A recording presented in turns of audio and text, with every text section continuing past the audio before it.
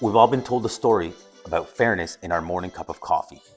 We look for the stamps, the seals, and the certifications. We pay a premium price thinking that extra money is making its way back to the hands of those who harvested the beans. But what if fair trade is just clever marketing? What if fair isn't fair at all? Walk down any grocery store aisle and you'll see the illusion of choice. Endless brands, endless promises. But behind the massive industrial roasters and corporate supply chains, the math simply doesn't add up for the people doing the heaviest lifting. You pay $4 or $5 for a premium espresso. But let's look at where that money actually goes. This is the brutal truth of the coffee economy. The coffee shop takes the lion's share, the wholesaler takes their cut, and the grower, the person nurturing the land, is left with a measly 1%. 1% isn't fair. Fair trade is a lie. To see what this looks like in reality, I traveled deep into the heart of Colombia's coffee region. And that's where I met a local grower named Maria Grisales.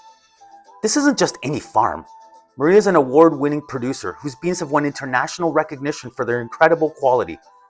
But under what I can only describe as a modern slave system, controlled by massive trading blocks, even a world-class grower like Maria has trouble making money. The market is rigged to keep people down, regardless of how masterful they are at their craft. Look at how coffee is actually manufactured here.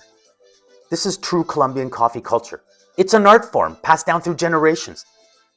Every bean is inspected, sorted, and handled with a level of care that massive corporate machines could never replicate. The dedication to the craft is unmatched. We didn't just watch from the sidelines, we got our hands dirty.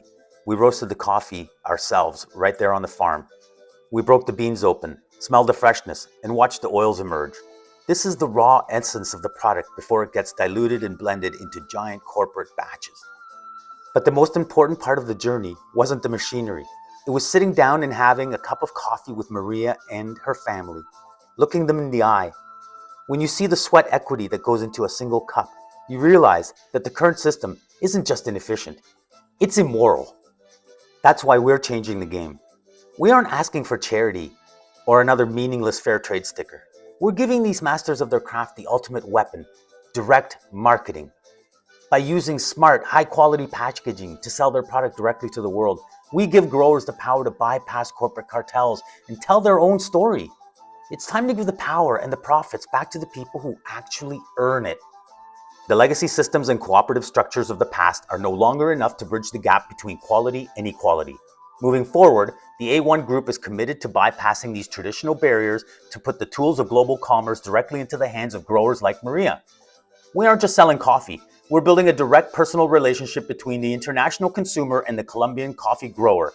By leveraging the power of digital packaging, we're cutting out the middlemen and the corporate cartels. The A1 Group is rewriting the rules of global trade. Join us.